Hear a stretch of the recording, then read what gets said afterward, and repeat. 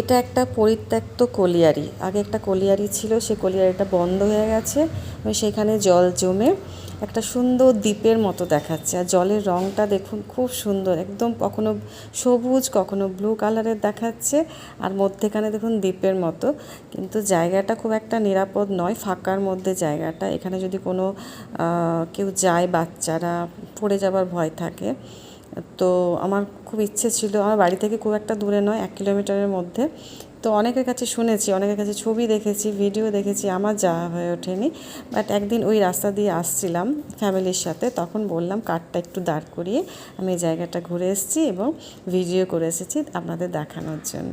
জলটা কিন্তু ভীষণ সুন্দর লাগছে দেখতে, ভীষণ সুন্দর।